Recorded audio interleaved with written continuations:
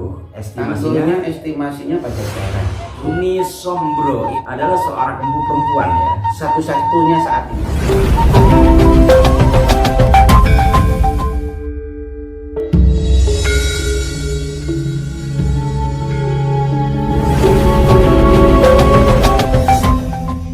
Assalamualaikum warahmatullahi wabarakatuh. Salam jumpa, salam sejahtera untuk Anda semua para pemirsa Aras 9 Sini Aji. Salah satu konten di Aras 9 channel yang khusus membahas tentang tosan aji berupa pusaka dan semisalnya. Apa kabar Ki Cokro? Baik.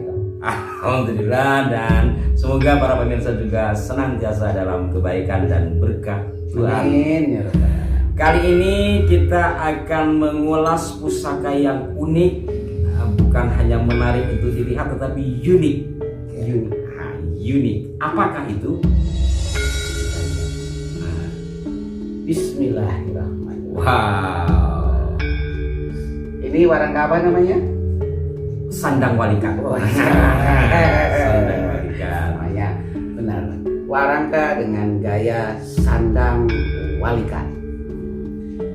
Dalam beberapa literasi, warangka dengan gaya sandang walikat biasanya dikhususkan untuk para orang yang dianggap sudah mulai disepuhkan, Pemangku, pendoa, gitu ya, ketua adat. Jadi ada klasifikasi juga mulai dari kelas warangka ya. Ini sandang walikat umum, Kematangan spiritual. kesana. Nah, ini biasanya kan kalau pusaka itu keris ya, atau tombak itu kan ada gagangnya. Ini kok gagangnya langsung besi begitu? Ya, gagangnya langsung sang putut. Ya. Jadi itu kelihatannya besi aja, tapi sebetulnya membentuk sebuah putut.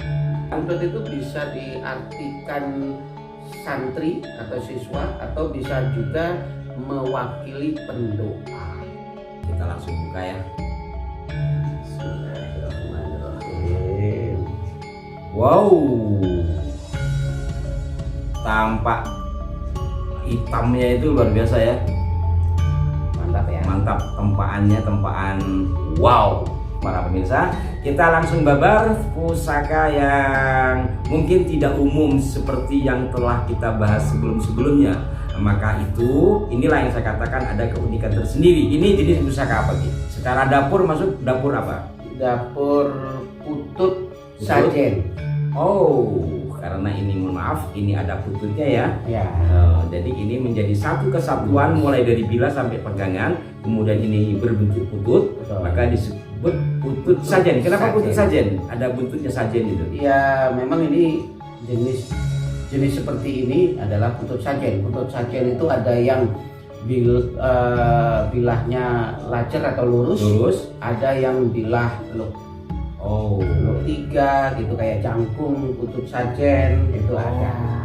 Luk 5 gitu, Pandowo putut sajen ada.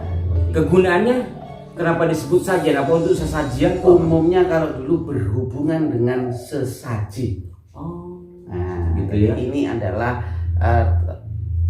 keris atau pusaka yang menyertai ritual-ritual doa. Seperti maunya kayak upacara bersih desa, dan sebagainya ya.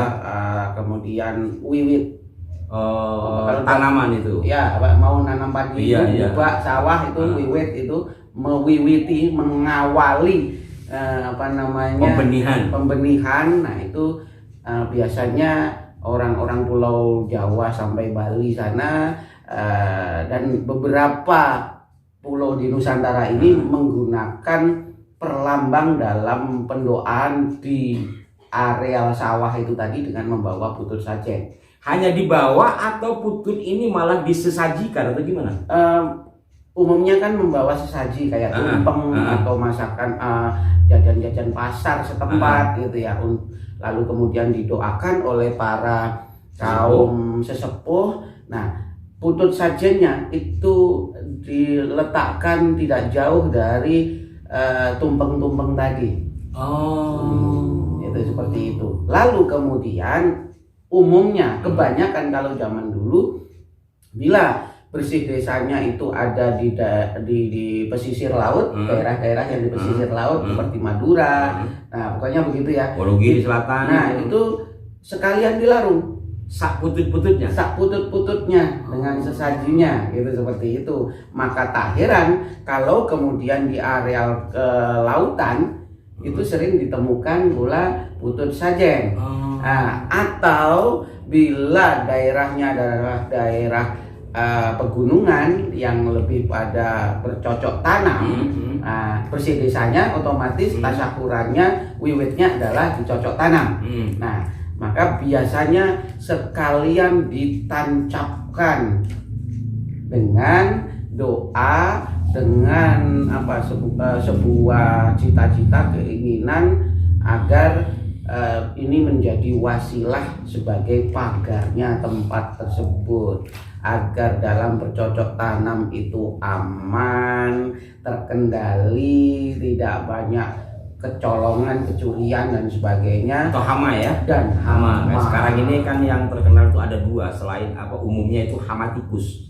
Tikus sekarang merajalela. Maka kemudian tidak hayal, tidak mustahil kita kadangkala menemukan penemuan di sawah-sawah putut sajen, kayak beberapa waktu itu sampai pernah ngirim foto ya, ke saya.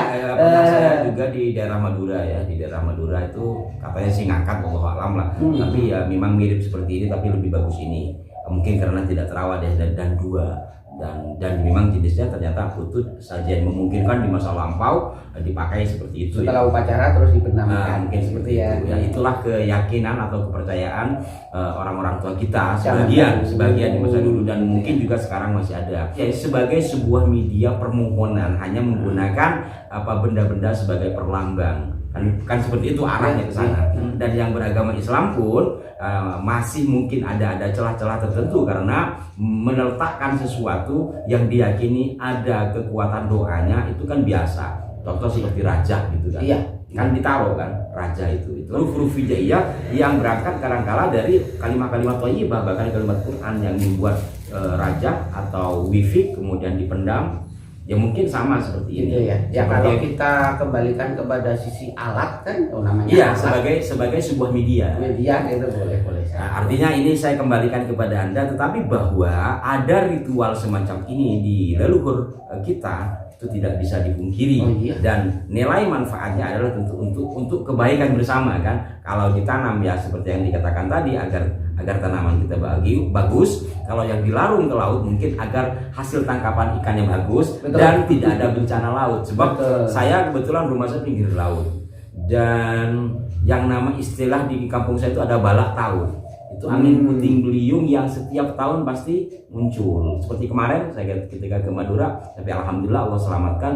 Tidak ketika di daerah Sidoarjo, ketika di Sidoarjo itu sudah banyak yang luluh lantak, kayaknya dari sana juga kan satu laut dengan saya kan, itu sudah mengarah ke Madura dengan dua putaran gitu, tapi Allah selamatkan. Mungkin diantaranya berkah doa para leluhur kita yang satu diantaranya mungkin semua serba kemungkinan punya kearifan yang disematkan itu doanya itu disematkan dalam bentuk bila atau raja yang ditaruh di tempat tertentu atau semisal laut. Kita kembali lagi ke sini. Oke, berarti ini putut sajian yang umumnya adalah untuk sesajian lah, gampangnya seperti itu, menandai sesajian. Gitu lah. Kalau dimiliki, ini kan berarti dimiliki sama sampean ini. Betul. Nah, sekarang zaman sudah berubah, Cak. Gitu ya. Artinya sekarang lebih pada kita uri-uri dulu. Artinya melestarikan agar cerita seperti tadi itu tidak musnah, tidak muspro karena tidak ada buktinya. Kan gitu ya. Oke. Dari sisi dapur ini adalah putut sajian. Kalau dari sisi pamor, ngulit semongko.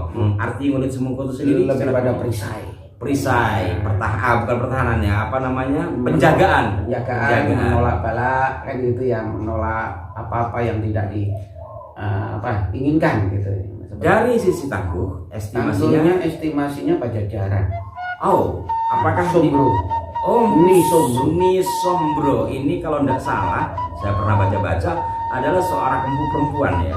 Satu-satunya saat itu. Satu-satunya empu perempuan pada masa kerajaan Pajajaran, entah abad keberapa, dan nanti kita telisik bareng-bareng. Walaupun alhamdulillah di era milenial ini sahabat-sahabat kita diisi udah mulai melahirkan empu perempuan. Di Madura di Aing Tong Tong juga ada ya. Ada. Alhamdulillah. Artinya sudah banyak penerus di Sombro. Oh iya, di Sombro spiritual. Di Sombro milenial. Milenial gitu ya. Ya, berarti ini adalah salah satu bukti tinggalan sejarah terkait dengan tradisi di masa lalu, baik dari sisi pilak atau dari sisi penggunaan sebagai alat atau media supranatural spiritual, kurang lebih ke sana ya. Baik pemirsa, inilah bagian dari keunikan yang ada pada pusaka Putut Sajen Pajajaran yang insya Allah ini adalah buatan Nyi Sombro dengan pamor Ngolit Semongko. Baik pemirsa, seperti yang sudah kita bahas, mudah-mudahan bisa dicerna. Semua ini adalah bagian dari merawat satu tinggalan tradisi yang berhubungan dengan sejarah. Dan jangan sampai pupus, sebab untuk menjajah sebuah bangsa, pertama yang harus dilakukan adalah merusak sejarah, hilangkan kebanggaan atas leluhurnya. Dan situlah kemudian pola-pola penjajahan masuk. Maka kami di sini adalah bagian dari bukan hanya sekedar menguli-nguli budaya, tapi agar bangsa ini tidak tergerus sejarahnya dan bukti sejarahnya. Dengan demikian insya Allah bangsa kita takkan lagi dijajah. Dan mari bersama kita rawat budaya, karena budaya merupakan cermin jati diri bangsa. Sampai jumpa. Wassalamualaikum warahmatullahi wabarakatuh.